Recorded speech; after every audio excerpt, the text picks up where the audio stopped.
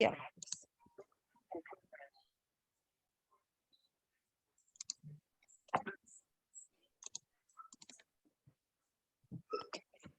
اهلا يا جماعه بالجميع، تشرفنا معاكم نجين سيرة فيوتشر جيم. معانا سؤال في البرزنتيشن، وانا بحاول ارحب بالجميع لاني ما عرفتش ادخل غير دلوقتي بالصوت. اوكي، اعتقد كده البرزنتيشن واضحه معانا. اول جامعه هنتكلم عليها University of Hertfordshire. ويونيفرسيتي اوف هيرتفورشاير للناس اللي ما تعرفش هي جامعه من التوب بابليك يونيفرسيتيز اللي موجوده في يو كي.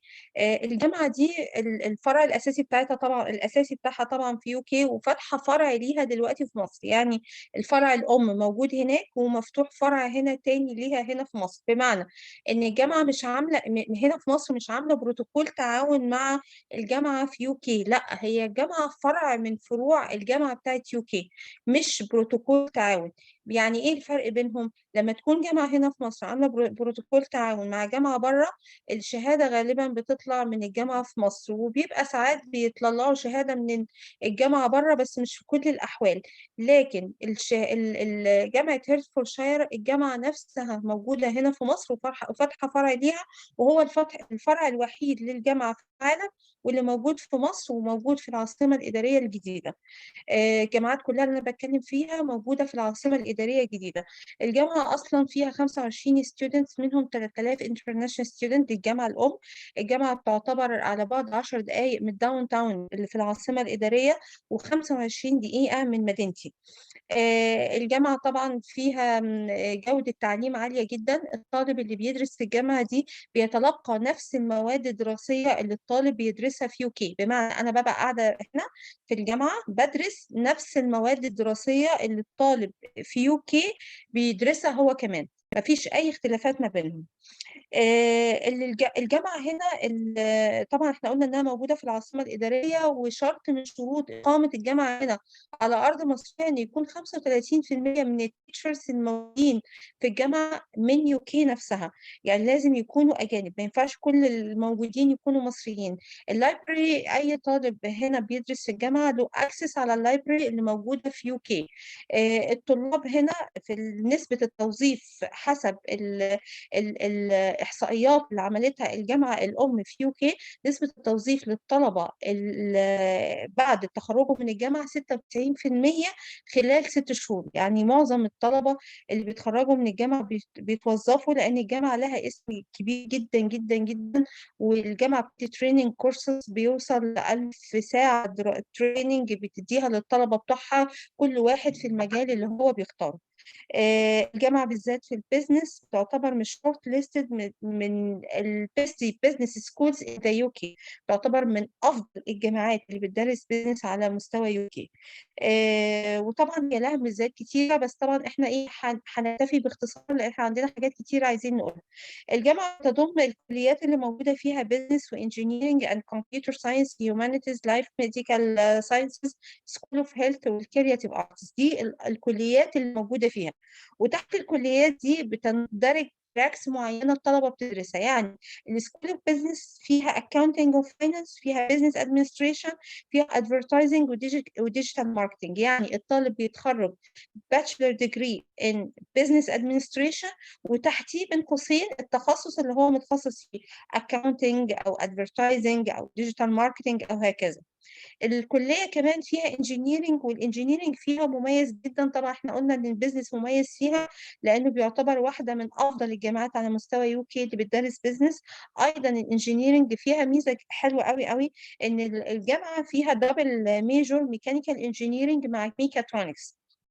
واللي ما يعرفش الميكاترونكس دي من التخصصات المستقبلية. يعني ايه التخصصات المستقبلية او تخصصات المستقبل؟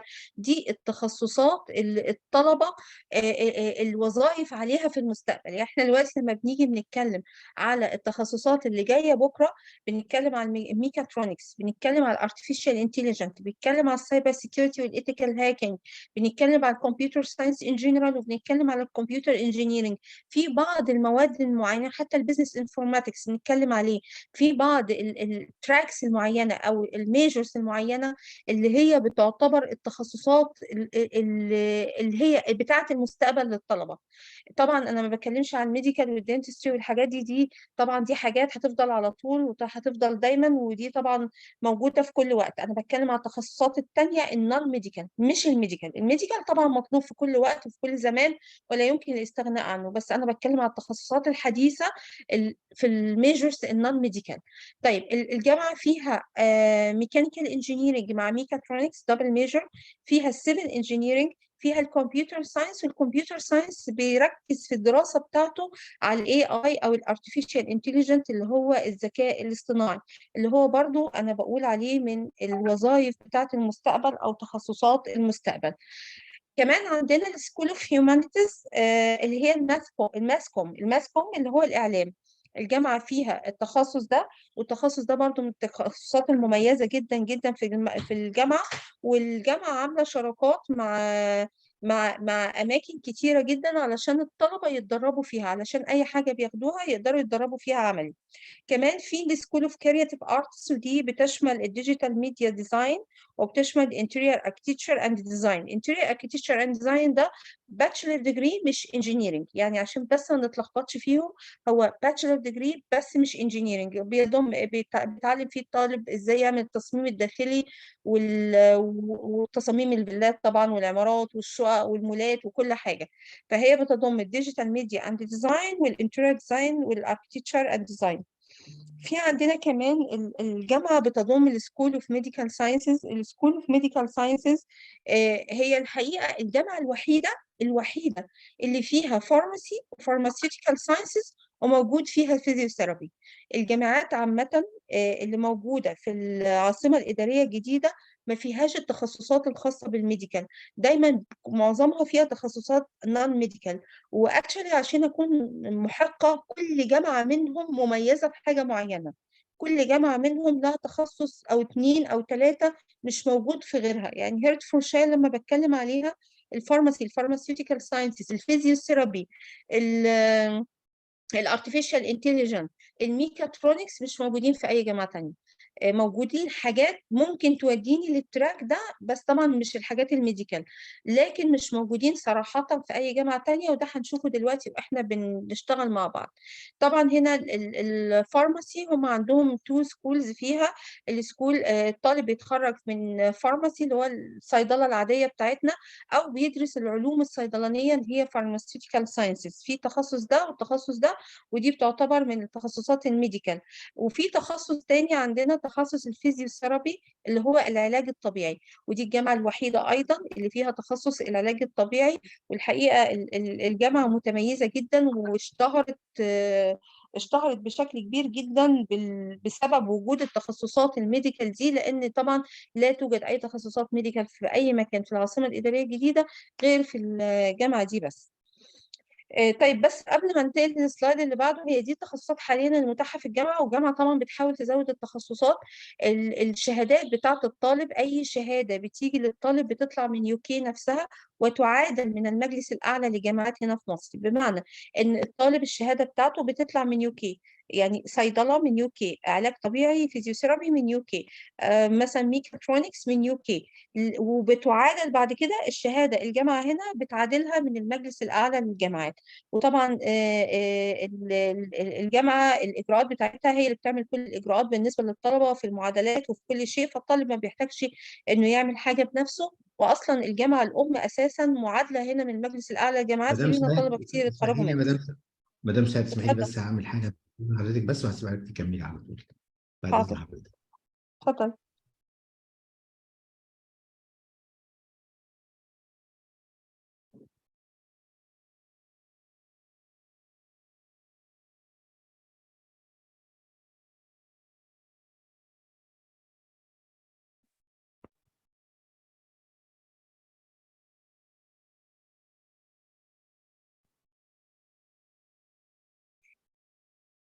اتفضلي يا دكتوره سعاد، اتفضلي خلاص اتفضلي. اوكي، ثانيه واحده بس اعمل شير سكرين تاني. اوكي.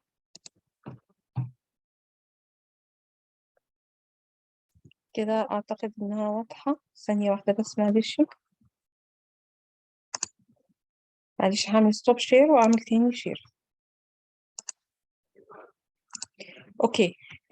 كنا اخر حاجه اتكلمنا على الشهادات، وقلنا الشهادات اصلا بتطلع من يو كي. طيب الجامعه نفسها شكلها ايه؟ الجامعه طبعا هي فيها مودرن كلاس رومز، الجامعه وفيها لابس كتيره جدا للطلبه، فيها ثياتر، فيها سيمينار رومز، فيها فود كورت كبير جدا، فيها مطاعم كتيره كويسه، فيها طبعا ملاعب رياضيه كتير للطلبه اللي هم بيلعبوا رياضه، لان الجامعه مساحتها كبيره جدا جدا. الترانسبورتيشن متوفرة في كل أنحاء القاهرة، يعني هي الطالب مش مضطر إن هو يجي بعربيته، لا، في باصات بتنقل الطلبة من أي مكان في القاهرة للجامعة في المروح والمجاي.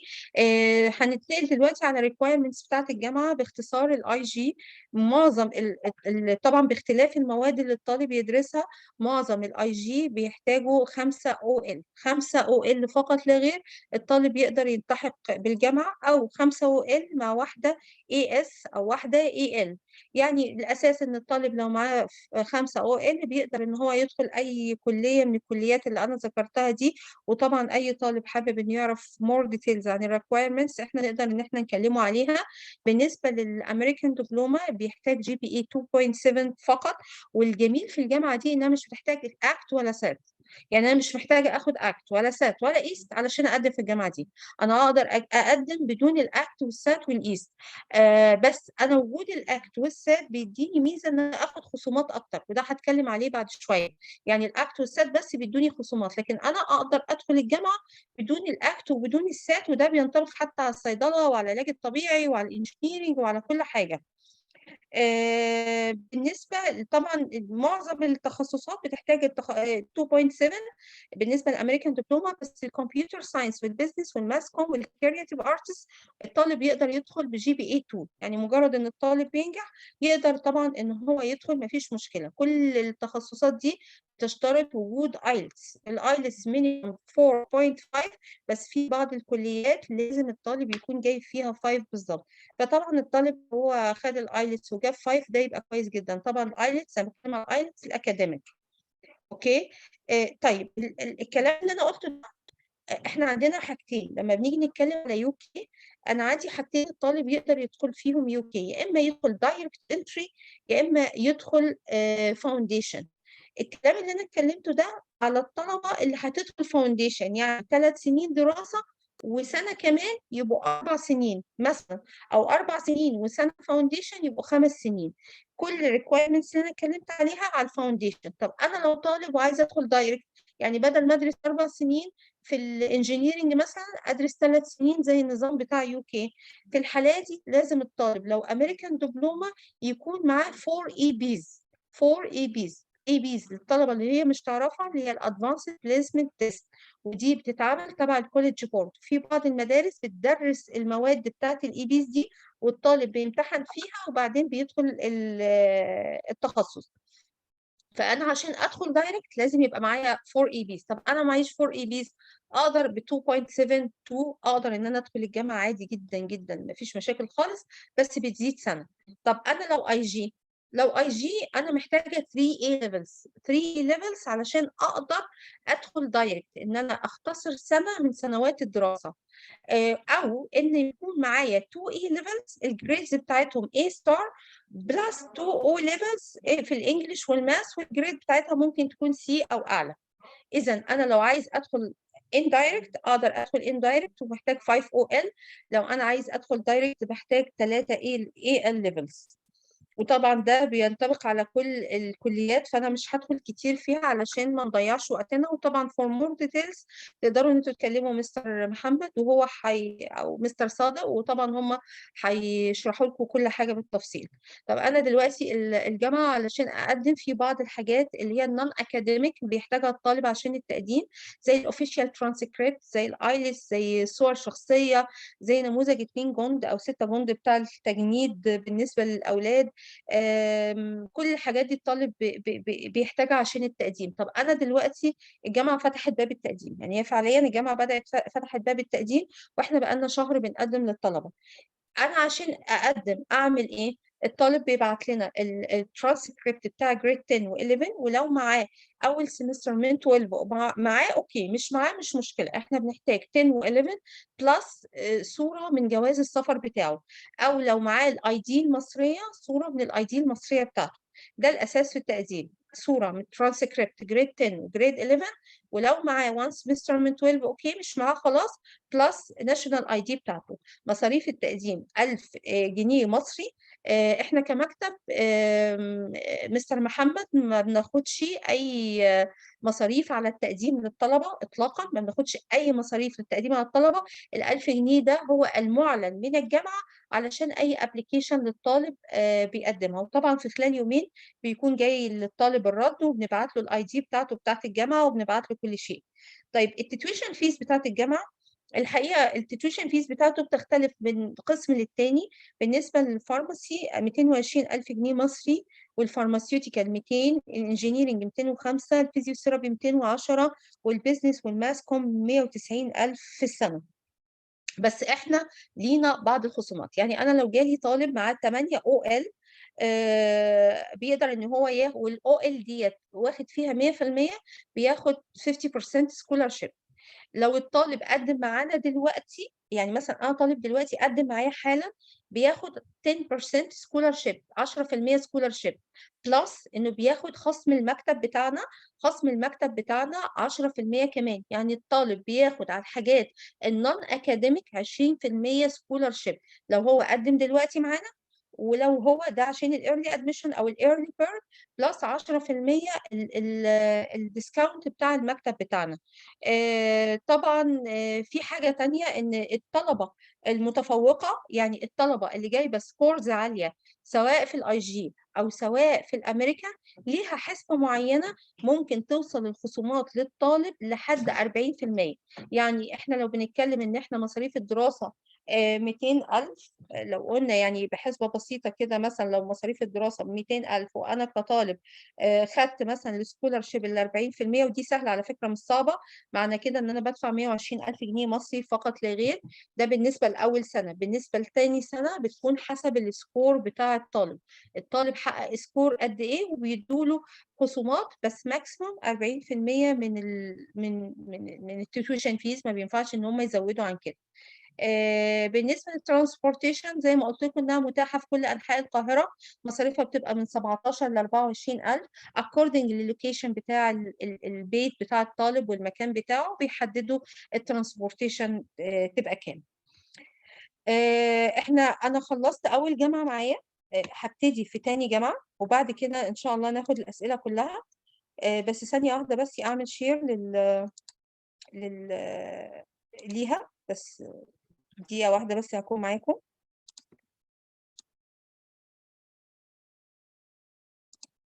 طبعا احنا قلنا النهارده ان احنا هنتكلم على كذا كذا جامعة الحقيقة. دي أول جامعة اتكلمنا فيها. هتكلم دلوقتي على جامعة من الجامعات القوية جدا. طبعا الجامعة اللي أنا اتكلمت عليها دي جامعة زي ما احنا حكينا المقر الأساسي بتاعها أو المكان الأساسي بتاعها في UK. فاحنا هناخد جامعة دلوقتي المقر بتاعها. أوكي، أعتقد أنتوا شايفين دلوقتي المقر بتاعها في كندا. الحقيقة احنا عندنا هنا، دقيقة واحدة الكمبيوتر بيحمل، مش عارفة انتوا شايفين السكرين ولا لأ، بس لو حد يرد عليا، شايفين السكرين بس ولا لأ؟ لسه بتحمل يا دكتور. طيب خلاص، احنا هتكلم عامة بشكل عام. الجامعة التانية اللي احنا هنتكلم عليها جامعة تورونتو متروبوليتان يونيفرسيتي. تورونتو متروبوليتان يونيفرسيتي، او سابقا للي يعرف اسمها قبل كده هي رايسون يونيفرسيتي. احنا عندنا الحقيقة مجموعة جامعات اسمها الجامعات الكندية، كنديان يونيفرسيتي. وكنديان يونيفرسيتي ده اسمها جه لانها اصلا المقر بتاع الجامعات دي في كندا، وبالتالي هما جامعتين، يعني بس عشان ابقى معاكم، هما جامعتين، جامعه تورونتو وجامعه برنس ادوارد، والاثنين مقرهم في كندا، وبرضو الجامعه فاتحه فرع ليها هنا في مصر نفس الكلام. انا بس في حاجه بسيطه انا نسيت اتكلم عليها في هيرتفورشاير، لانها برضو هتنطبق على الكنديه، ان اي طالب حابب يسافر 1 semester abroad 1 year abroad 2 years abroad للجامعه الام في UK انه يكمل دراسه ويرجع، يقدر، مفيش مشاكل خالص. وبالعكس لما هو بيسافر هناك في UK بيسافر بنفس المصاريف اللي هو واخدها هنا. يعني لو الطالب واخد سكولارشيب هنا يقدر يسافر بنفس السكولارشيب ديت هناك. لو الطالب بيدرس مثلا بالمبلغ المصري 200,000 أو 150,000 بيسافر هناك بنفس التويشن فيس، بيزيد عليه بس مصاريف السكن. فبالتالي أي طالب حابب يسافر ويدرس السنة من السنين أو سمستر أو 2 years في الجامعة الأم بيقدر. وده يعني إيه، وبسبب حاجة تانية، بسبب إن الطالب أصلا في الجامعة هنا بيدرس نفس الكاريكولم اللي بيدرسه الطالب في الجامعة الأم. وبالتالي لما بيسافر هناك ما بيلاقيش أي مشاكل، يعني الطالب ما بيلاقيش أي مشكلة في إنه يدرس، لأن أصلا أوريدي الجامعة الأم منزلة الماتيريال للجامعة هنا، الجامعة هنا بتدرس له، فلما بيسافر هناك ما بيبقاش عنده مشكلة. الكلام ده بينطبق على University of Hertfordshire وبينطبق على الكندية، بس الكندية المصاريف شوية بتبقى مختلفة. الطالب بيسافر بمصاريف الجامعة الأم، مش بيسافر بالمصاريف بتاعة الجامعة. والحقيقة المصاريف بتاعة الجامعة بره برضو مش عالية قوي برضو، علشان الناس ما تتخضش وكده.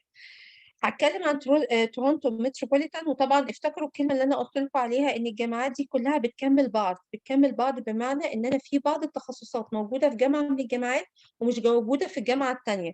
فهتلاقي تخصصات هنا في الجامعه مختلفه، معلش اسمحوا لي، اوكي، مختلفه عن الجامعه اللي انا اتكلمت عليها اللي هي هيرتفورشاير. طبعا هيرتفورشاير دي كنديان يونيفرسيتي، وبالتالي الديجري بتاعتها ريكوجنايزد all over the world، يعني معترف بيها من كل أنحاء العالم، ما فيهاش كلمتين.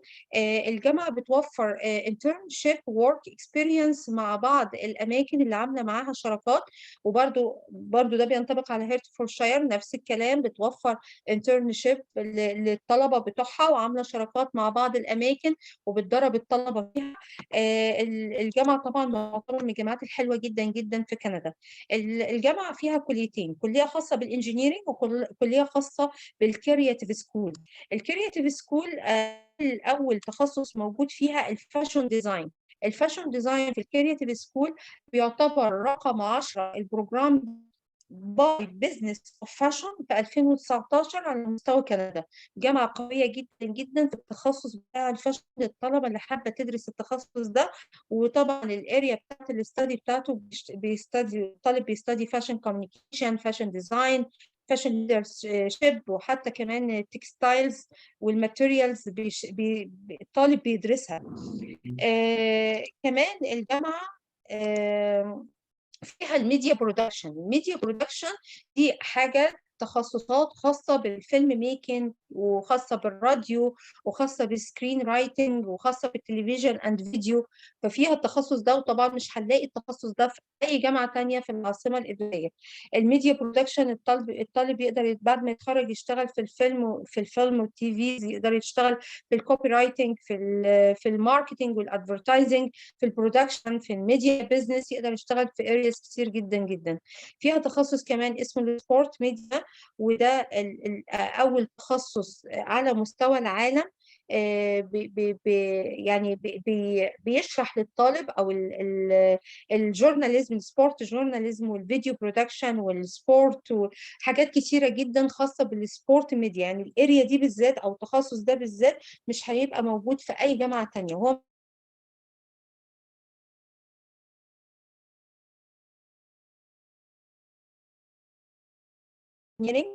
طبعا كلنا عارفينه، اللي هي الهندسه المدنيه.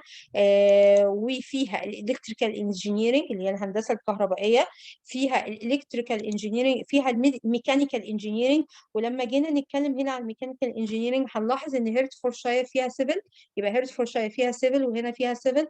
والميكانيكال انجينيرنج هيرتفورشاير فيها الميكانيكال مع الميكاترونكس، اما هنا بتختص بالميكانيكال فقط لا غير. بس ممكن الطالب يتخصص اخر سنه في الميكاترونكس، يعني يبقى كده او الماشين ديزاين. فبالتالي الطالب التخصص ده هو التخصص بتاع هيرتفورشاير، بس الاختلاف ان التخصص في هيرتفورشاير الطالب من اول سنه بيور ميكاترونكس مع ميكانيكال، اما هنا بيدرس عدد السنين كلها ميكانيكال وبعدين يتخصص في الميكاترونكس. في عندنا الكمبيوتر انجينيرنج، والكمبيوتر انجينيرنج ده من التخصصات التحفه، لان الطالب يقدر يتخصص في الاخر في سوفت وير انجينيرنج او كمبيوتر اركتشر او مثلا ديجيتال الكترونكس. يعني ايه سوفت وير انجينيرنج؟ كمبيوتر انجينيرنج ده تخصص بيركز على الهاردوير بتاع الكمبيوتر او اللي هو الجهاز نفسه. اما السبيشاليتي بتاعته لما الطالب يدرس سوفت وير انجينيرنج يبقى هو كده جمع جزء من الكمبيوتر ساينس مع الكمبيوتر انجينيرنج، حاجات في الكودينج وحاجات في الكمبيوتر ساينس بلس الكمبيوتر انجينيرنج. ودي التخصص بتاع الكمبيوتر انجينيرنج مش هنلاقيه في الجامعات التانية اللي احنا بنتكلم عليها. الجامعة كمان فيها تخصص جميل جدا جدا، وهو أول سنة هيفتح السنة دي، واللي هو الايروسبيس انجينيرنج، هندسة الطيران. وطبعا لما أقول هندسة الطيران دي مش موجودة يمكن في مصر كلها، مش بس في العاصمة الإدارية. هندسة الطيران من التخصصات القوية جدا جدا، والتخصص ده بالذات قوي جدا في الجامعة دي، ودي أول سنة هيفتح السنة دي الايروسبيس انجينيرنج. طبعا هتكلم هنا في عجاله عن الادميشن ريكويرمنتس. بالنسبه للادميشن ريكويرمنتس الاول للامريكان دبلومه، الطالب مجرد ان هو يكون جايب 2.7 او جريد بي بيقدر ان هو يدخل الجامعه. مش مطلوب اكت، مش مطلوب سات، مش مطلوب اي حاجه تانية غير ان الطالب يكون جايب جي بي اي 2.7 او بي في الجريدز بتاعته. لو طالب اي جي بنطلب منه يكون معاه 2 اي ليفلز، وطبعا حسب التخصص احنا بنقول له المواد اللي يدرسها. يعني مثلا لو الانجينيرنج لازم يكون دارس فيزيكس، مثلا لازم يكون دارس ماث، وطبعا الانجليش ده لازم يكون مانداتوري في كل حاجه، يعني لازم يكون مانداتوري في كل الدراسه والكلام من ده. فاحنا دلوقتي الطلبه بتاعت وطبعا في الكرياتيف سكول برضو لازم الطالب يكون معاه 2 اي ليفلز. يعني احنا نقدر نلخص الكلام ده في ان الطالب الامريكان دبلومه لازم يكون جايب 2.7، والطالب الاي جي لازم يكون جايب 2 اي ليفلز علشان يقدر يلتحق بالجامعه دي. وطبعا دي requirements بتاعتها عاليه شويه لان هي جامعه قويه جدا جدا جدا. طبعا انا هعدي كل ده لان ده فيدباك فرنسي والكلام من ده. انا هدخل على جزء السكولارشيب. السكولارشيب الجامعه بتقدم سكولارشيبس حلوه جدا جدا جدا، بتوصل ل 35%. اول حاجه ان الطالب لما بيقدم معانا الطالب بياخد خصم $1500. اول ما بيقدم هو بيقدم مصاريف التقديم 1500 جنيه مصري. وطبعا نفس الورق بتاع التقديم محتاج صوره من الترانسكريبت 10 و11، وبنحتاج صوره جواز السفر او صوره الاي دي المصريه. الطالب بيقدم معانا اول شيء بياخد خصم $1500. وطبعا الفلوس لما انا بتكلم عن الخصومات يا جماعه، الخصومات عامه بتتخصم من اخر دفعه او من اخر دفعه دراسيه الطالب بيدفعها. خصم $1500، خصم 5% علشان المكتب بتاعنا. وبعد كده بيبقى خصومات خاصة بالدراسة حسب السكور اللي الطالب جايبه. يعني لو سكور الطالب جايب من 90 ل 94% مثلا بياخد 30%. نيجي نحسب كمان بياخد 5% مننا يبقى 35%، وهكذا. وبالتالي الطالب بس طبعا ماكسيمم السكولارشيبس 35%، ممكن 40% بالعافيه يعني، بس هي 35 ده الاساس، 35 ده هو الاساس بتاع الجامعه. ف بس اول طبعا ما بيقدم بياخد يعني هو جرانتين بياخد $1500، وبعد كده بياخد 5% مصاريف المكتب. في حاجات اسمها نون اكاديميك سكولارشيب. اما الاكاديميك سكولارشيب حسب السكور الطالب بياخده. طبعا ده بينطبق على كل حاجه. نسيت اقول بس معلومه مهمه بالنسبه للناس اللي هتقدم في الفاشن ديزاين او الكرياتيف ارتس او الكلام من ده، لازم يقدموا بورتفوليو بالاعمال اللي هم عملوها. يعني ايه بالاعمال اللي هم عملوها؟ يعني هم عملوا ايه؟ يعني انا ليه عايزه ادخل، انا مثلا هدخل الفاشن ديزاين لازم اقدم بورتفوليو بشويه حاجات، رسومات انا رسمتها، حاجات في الازياء انا عملتها بالشكل ده. والموضوع ده بسيط وسهل يا جماعه، لان الطلبه هنا في مصر بتاخد كورسز فيه اونلاين، وفي ناس متخصصه انها تعد البورتفوليو ده للطلبه، والطالب بيقدمه للجامعه والدنيا بتبقى كويسه جدا، ما فيش مشاكل خالص. طبعا كل الجامعات دي بتحتاج طبعا ايلتس زي ما انا اتكلمت، ما فيش جامعه منهم هتقبل طالب بدون ايلتس. ما عدا جامعة واحدة، مع جامعة واحدة أنا هتكلم عليها شوية. طبعا دي صورة من student life اللي موجودة، ودي our partners الجامعات أو الأماكن اللي هم متعاقدين معاها عشان الطلبة ياخدوا تريننج معاها. يعني طلاب الميكاترونكس مثلا بياخدوا التريننج بتاعهم في كورس مثلا. في كمان هم متعاقدين، بس هي مش موجودة هنا، مع مستشفى بهية.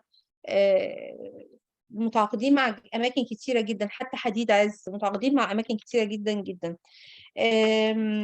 أنا لحد هنا يعني طبعا دي صورة من الجامعة، الحاجات دي صور حية من الجامعة. طبعا فيها جيم، فيها ملاعب رياضية جميلة جدا، فيها أماكن ترفيهية، فيها حاجات كتيرة جدا. الجامعة طبعا كويسة جدا. وطبعا موضوع الترانسبورتيشن زيها زي هيرتفورشاير زي ما بتكلم، بتوفر الترانسبورتيشن. وفي طبعا للطلبة المغتربين أو اللي جايين عايزين يسكنوا، بتوفر اكوموديشن للطلبه، والاكوموديشن بتاعهم في مدينتي. وطبعا بتوفر باصات بتوصلهم من مدينتي للجامعه كل يوم، وده تعتبر اقرب ترانسبورتيشن. انا كده خلصت الجامعه الثانيه. وطبعا اتمنى انها تكون عجبتكم. هدخل بس دلوقتي، بس هعمل شير للسكرين للجامعه الثانيه اللي هي الثالثه، واللي هي بتعتبر برضو جزء من الجامعات الكنديه او University of Canada. واسم الجامعه University of Prince Edward. ادوني دقيقه بس انا اعمل شير للسكرين. اوكي كده اعتقد انها بنت. اوكي. University of Prince Edward دي من الجامعات برضو اللي موجودة في العاصمة الإدارية. وطبعا أول صورة اللي حضراتكم شايفينها دي هو الاحتفال اللي اتعمل بتخريج أول دفعة، كان السنة اللي فاتت في الجامعة. وطبعا هو كانت حفلة أسطورية الحقيقة جدا جدا، اتكلمت عليها الميديا بشكل كبير جدا. وكانت دي أول دفعة اتخرجت من الجامعة السنة اللي فاتت. الجامعة برضو موجودة في العاصمة الإدارية، وهي أحد الفروع للعاصمة الكنديان يونيفرسيتيز إن كايرو. الصورة دي أنا بحب أعمل لها شيرنج جدا مع الناس دول. الطلبة دول كانوا طلبة في الجامعة، والحقيقة هم اتخرجوا السنة اللي فاتت وتعينوا في الجامعة. الطلبة بتحاول إن هي تعين الطلبة بتوعها، اتعينوا أسيستنتس في الجامعة لأنهم كانوا محققين أتشيفمنت عالية. سافروا سنة كندا، خدوا هناك تريننج ورجعوا، وخدوا يعني سنة اتدربوا هناك ودرسوا ورجعوا. والحقيقة الطلبة دول الثلاثة دول اتعينوا جوه الجامعة. الجامعة البروجرامز اللي فيها فاينانس، ماركتنج، اكاونتنج، انتربرينور شيب، اورجانيزيشن مانجمنت، فيها حاجات كتيرة جدا هنتعرف عليها دلوقتي.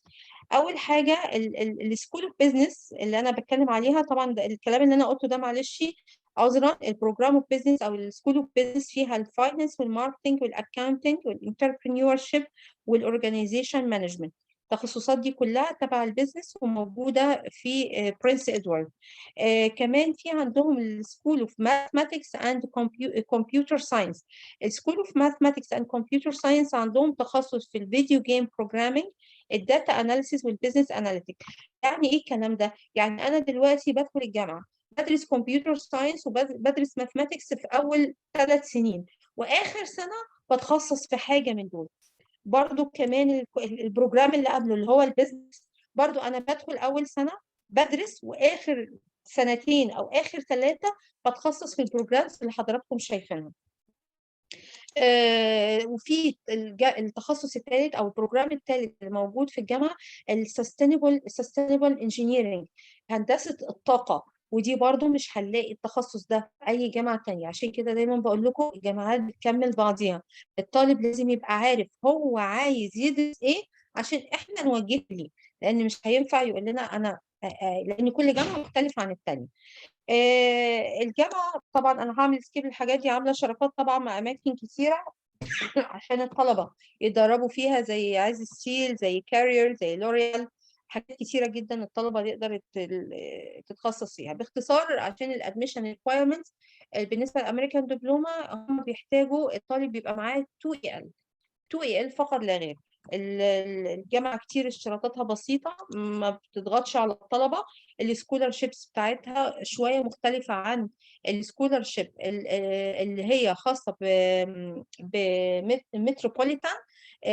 أول حاجة بالنسبة ليها في 5% طبعا دي الديسكاونت او الديسكاونت بتاع المكتب عندنا، و10% على الايرلي بيرد. في متروبوليتان كان $1500 بلس 5%، ده 10% بلس 5%، بالاضافه لسكولرشيبس، ميريت سكولرشيبس واكاديميك سكولرشيبس بتوصل ل 35% في الاخر. التويشن فيس بتاعت الجامعه بالتفصيل هنتكلم عليه بعد شويه، عشان بس انا ما ذكرتوش فيها، بس علشان ما نطولش بس البرزنتيشن. طبعا زي ما حكيت لكم الجامعه بتعتبر من الجامعات القويه جدا، كل جامعه فيها التخصص بتاعها. هتكلم دلوقتي على اخر جامعه سريعا، وهي برضو من الجامعات اللي هنستغرب ليها، لان هي جامعه اهليه الحقيقه يا جماعه. يعني هي مش جامعه اجنبيه زي ما احنا اتكلمنا دلوقتي، هي جامعه اهليه بس تعتبر مميزه جدا جدا، وانا هحكي لكم دلوقتي هي مميزه فيه. جامعة University of Informatics، الجامعة المعلوماتية، أو جامعة EUI عفوا. هي من الجامعات الجديدة المنشأة في العاصمة الإدارية الجديدة، وهي عبارة عن تعاون بين وزارة الاتصالات وبين التعليم العالي أو وزارة التعليم. الجامعة هي نون بروفيت كامباني أو نون بروفيت أورجانيزيشن أو نون بروفيت يونيفرسيتي، ما بتهدفش للربح إطلاقا. الجميل في الجامعة دي إنها بتدي دول ديجريز، هي عاملة دول ديجريز أجريمنتس مع بعض الجامعات بره، عاملة شراكات مع بعض الجامعات بره، ودي هنتكلم فيها دلوقتي وهنشوف إيه الموضوع بتاعها. الجامعة عاملة شراكات مع جامعات قوية جدا جدا، بتعتبر من توب رانكد يونيفرسيتيز على مستوى العالم. أول حاجة هتكلم الأول على التخصصات، وبعدين هدخل على الشراكات دي وإيه أهميتها بالنسبة لي أنا كطالب، وإيه اللي بيميزها عن أي جامعة أهلية إطلاقا موجودة. أول حاجة السكولز اللي فيها عندنا engineering، عندنا الكمبيوتر، عندنا البيزنس، عندنا الديجيتال ارتس. أول حاجة السكول اوف انجينيرنج أو فاكولتي اوف انجينيرنج فيها الكترونكس اند كوميونيكيشن بروجرام، الكمبيوتر انجينيرنج بروجرام، اندستريال انجينيرنج بروجرام، والميكاترونكس اند روبوتكس بروجرام.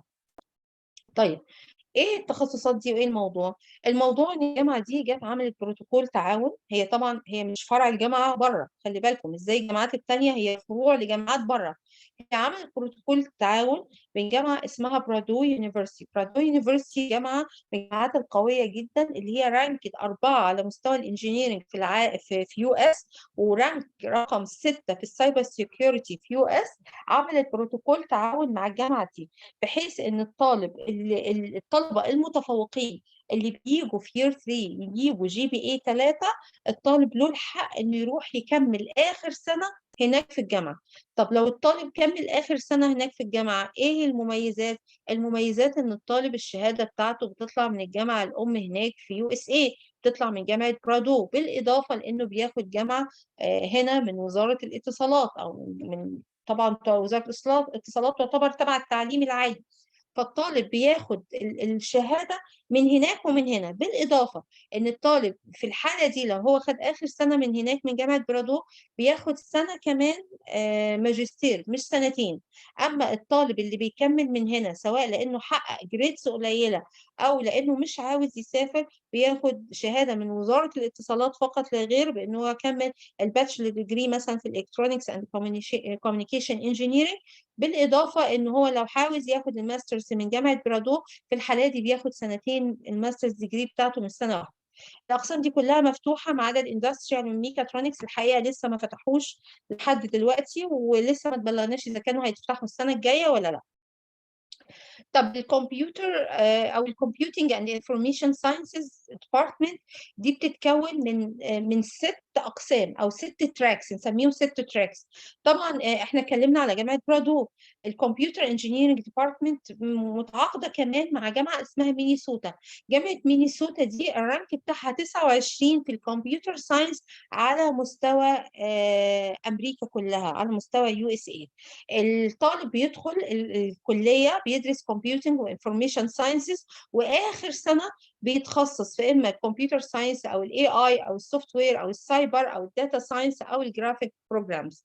وطبعا زي ما قلت انا نفس الكلام بينطبق على الكليه دي، ان اخر سنه لو الثالث سنه لو الطالب جايب جي بي اي 3 بيقدر انه يكمل بره، مش جايب جي بي اي 3 فهو بيكمل في مصر عادي، وبعد كده له الحق انه يدرس الماسترز بتاعته من بره.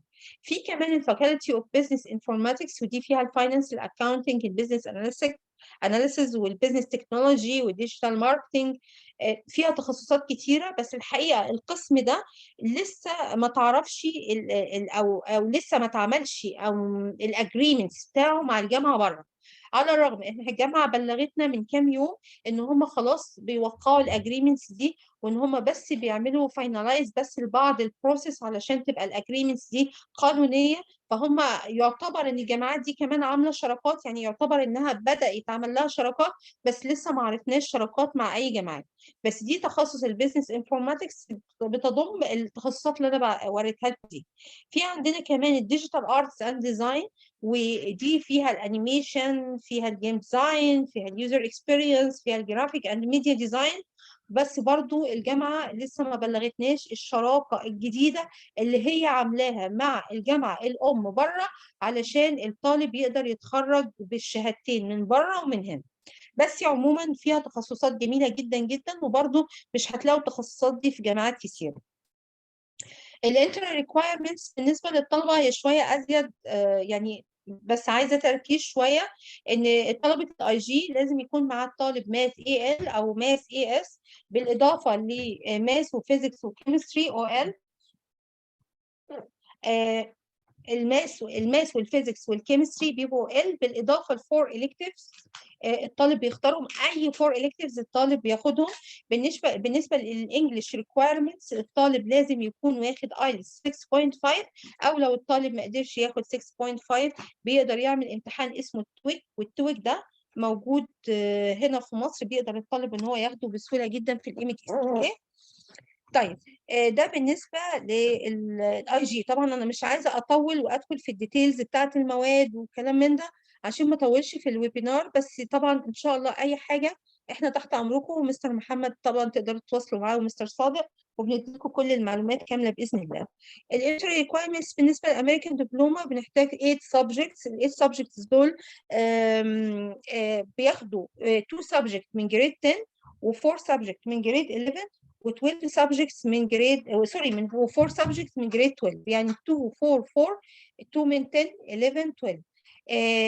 الجامعه دي بقى بالذات بتطلب ان الطالب يكون معاه S1 او EST1. ليه؟ لان احنا زي ما اتكلمنا ان هي جامعه تابعه لوزاره الاتصالات، وبالتالي هي بينطبق عليها شروط الجامعات الحكوميه، فبالتالي لازم الطالب اي جامعه حكوميه لازم ياخد معاه اكت او ايست. طيب هل اكت ايست 2 مطلوب؟ لا، الايست 2 مش مطلوب اذا كانت المدرسه هتطلع الشهاده بتاعت الطالب مكتوب فيها ادفانسد ماث مش ماث. يعني لو مكتوب فيها ماث لازم ياخد اي اس تي 2، لو مكتوب فيها ادفانسد ماث خلاص بتغني ويقدر الطالب ان هو ما ياخدش اي اس تي 2. طبعا انا هشيل ده كل ده لان اعتقد ما فيش حد معانا اي بي. طبعا الجامعه موجوده في العاصمه الاداريه الجديده في مدينه المعرفه او نولج سيتي. دي عباره عن مدينه فيها اماكن كتيره جدا للمصانع واماكن كتيره اداريه، وطبعا الجامعه متعاقده مع بعض الاماكن دي علشان تدي تريننج للطلاب فيها، للطلاب بتاعتهم فيها. والجامعه كتير قريبه جدا جدا من مدخل، يعني هي اول حاجه الصراحه بتقابلكم هيرتفورشاير، وبعديها وانتوا داخلين على العاصمه، وبعد كده الكنديه والمعلوماتيه، الاثنين كتير قريبين من بعض. طبعا الاكوموديشن بتاعها 5 ستارز دورمز بتقدمه في مدينتي برضو، بتقدم ترانسبورتيشنز افيلابل في كل مكان. دي بعض الاماكن. معلش يسمحوا لي، اللايبرري الطالب بيقدر يكون اكسس على اللايبرري اللي موجوده في يو اس اي دايركت، ما بيحتاجش ان هو يبقى، يعني بيبقى زيه زي اي طالب موجود هناك. ودي صور حيه من الجامعه نفسها، الطلبه اللي كانوا موجودين السنه دي، صور من الكلاسز. ودي صوره للجامعه، الطلبه قدام الجامعه. ودي صوره من بروجكت طلبه بيعملوه مع بعض. وطبعا دي صور كلها من الجامعه. ودي صور لاتشيفمنت حققها الطلبه في السبورتس السنه دي. وده صورة من الاكوموديشن خاص بالطلبة، ودي صورة من الملاعب اللي موجودة في الطلبة. وطبعا انتوا زي ما انتوا شايفين دي الجامعة اللي انا بشاور عليها دي دلوقتي بالكريسور، دي الجامعة. ودي صورة من ترانسبور من سبورتس الملاعب اللي موجودة فيها في الجامعة نفسها. طبعا انا مش هقول لكم ليه الاي يو اي مميزه، بس انا طبعا في خلال كلامي حضراتكم سمعتوا معظم المميزات اللي موجوده فيها. نيجي للتتويشن فيز بتاعتها واللي هي تعتبر منافسه جدا جدا. المفروض السكول اوف كومبيوتنج ب 172,400 والانجينيرنج 180. بس الحقيقه اي طالب بيدخل في 40% ريدكشن على كل الستودنت داخلين، يعني هم علشان الجامعه لسه جديده فبيدوا 40% تعتبر ريدكشن من اي تيويشن فيز، وبالتالي الجامعه التخصص بيوصل ل 103 و108. بالاضافه ان بعد كده الاكاديميك اتشيفمنت، الطالب لو جايب اتشيفمنت معين بيقدر توصل الخصومات بتاعته ل 60%. يعني بعد كده بيبقى 50%، 55، 60%، بحيث ان الكمبيوتنج او الكليه الخاصه بالكمبيوتر ساينس توصل التويشن فيز بتاعتها ل 68,000 والانجينيرنج 72,000. البيزنس بتوصل برضو 57، والديجيتال ارتس اند ديزاين بيوصل ل 66,000. طبعا كل ده بيتحسب. هو طبعا اول ما الطالب بيدخل بالذات البيزنس والديجيتال ارتس بياخد 45% ريدكشن، وبعد كده طبقا للدرجات بتاعته اللي بتوصل ل 65% ديدكشن من التويشن فيز بتاعته بيقدر ان هو يحصل على نسبة الخصم. الحقيقة كده أنا خلصت البرزنتيشن، وأتمنى إن ما كنتش طولت عليكم لأن هي فعلا طويلة. بس الحقيقة الجامعات الجديدة اللي موجودة في مصر تستاهل إن الناس تفكر فيها وتستاهل الناس تدخلها. معانا جامعات تانية كمان، بس هنعمل لها ويبينار تاني لأن طبعا الوقت مش بيسمح دلوقتي، واحنا في سبيل إنهاء التعاقد مع الجامعات التانية. وبعد إذن المستر محمد هنبدأ بس في الأسئلة لو حد عنده أي أسئلة أو استفسارات.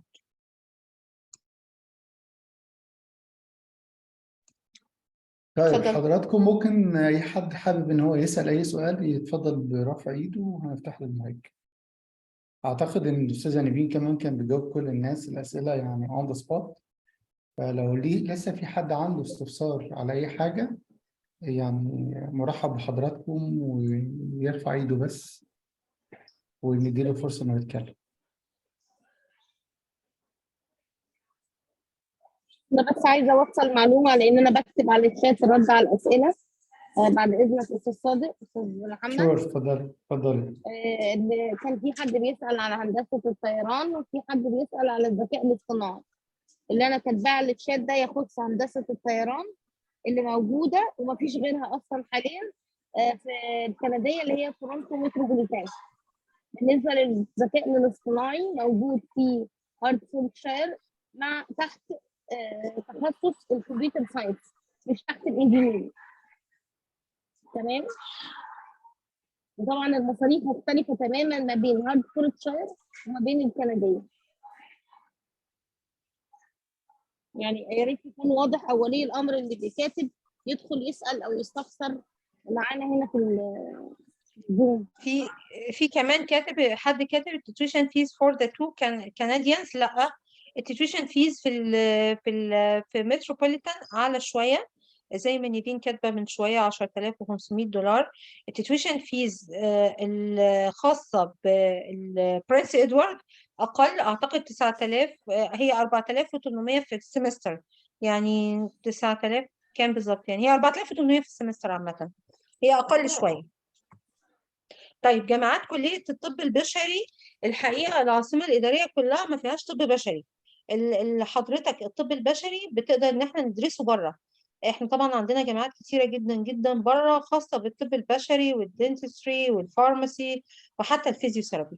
لكن في مصر حاليا العاصمة الإدارية الجديدة ما فيهاش ولا كلية طب بشري ولا دنتستري ولا أي حاجة من دول.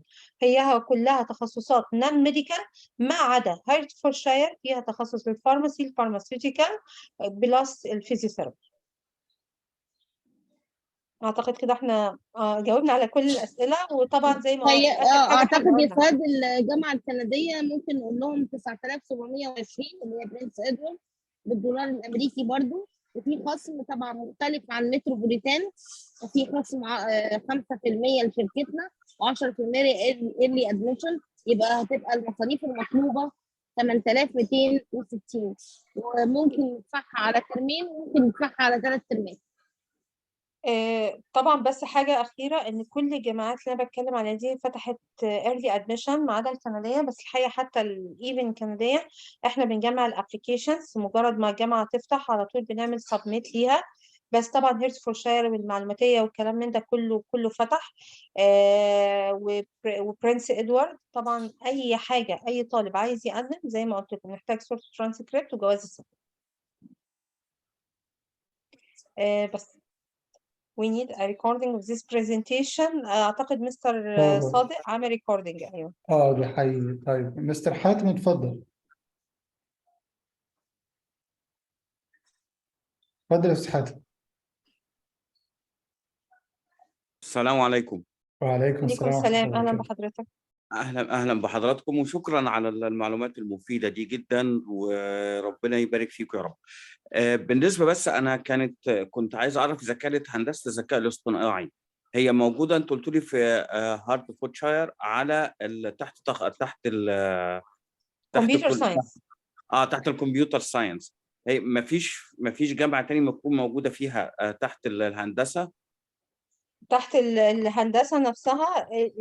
لا هي مش موجودة ممكن تحت يتأكد الهندسة. لو كان موجود تحت المعلوماتية ولا لسه ما فتحش المعلوماتية؟ المعلوماتية لسه ما فتحتش فيها. وهي الوحيدة اللي كانت هيبقى فيها، لكن هي للأسف مش موجودة تحت الانجينيرنج. هي اللي موجودة في هيرتفورشاير تحت الباتشلر ديجري عادية جدا، مش تحت الانجينيرنج. بس في حاجة تانية أنا عايزة أقول لحضرتك عليها، حاجة اتفضل يا تانية. فندم. وهتأكد لحضرتك منها دلوقتي وأنا موجودة معاك، إن المتروبوليتان عندها تخصص الكمبيوتر انجينيرنج. I think إن الطالب يقدر ياخد artificial intelligence في سنة من السنين ويبقى ده التخصص بتاعه.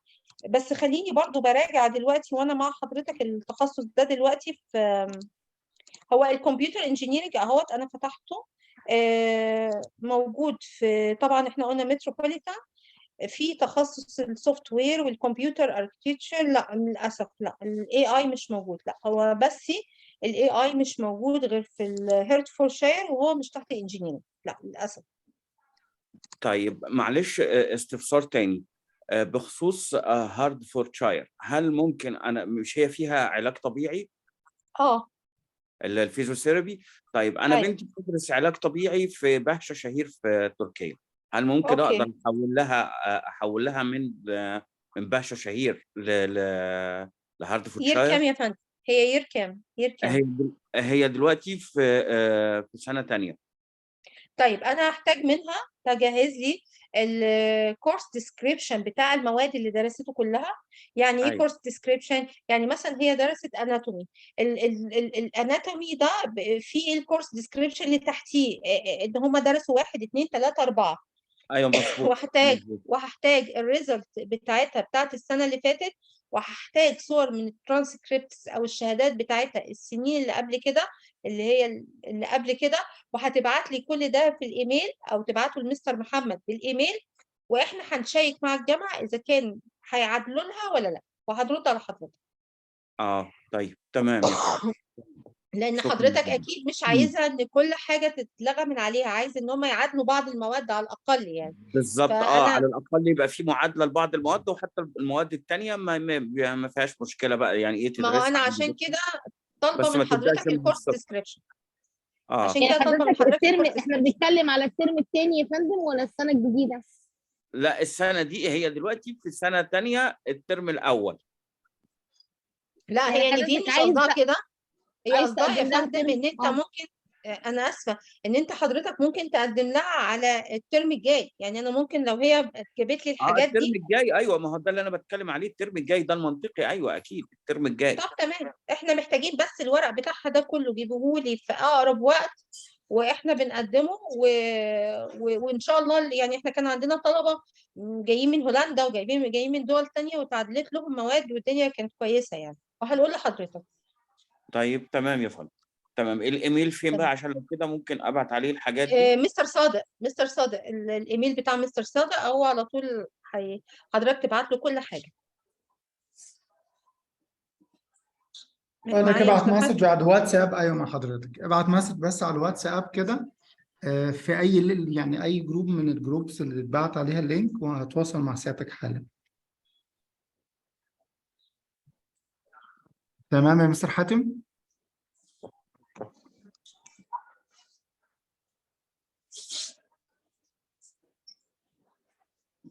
في حد تاني عنده اي استفسار؟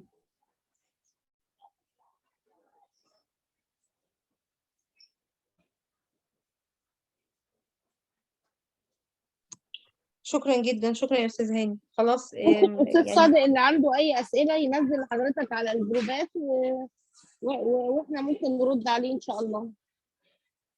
تمام يا ست الكل. اوكي. شكرا يا سهاد، شكرا للحضور، وإن شاء الله نتقابل في أكتر من زوم تاني جاي بإذن الله. باذن الله. انا شكرا بشكر كل ليكم الساده كلكم. الحضور اللي يعني اتشرفوا واتفضلوا معانا النهارده، وان شاء الله يكون لنا لقاءات تانية جديده في القريب العاجل باذن الله. اشكركم، شكرا جزيلا. شكرا، ميرسي جدا. مع السلامة. رعاية الله، مع السلامه.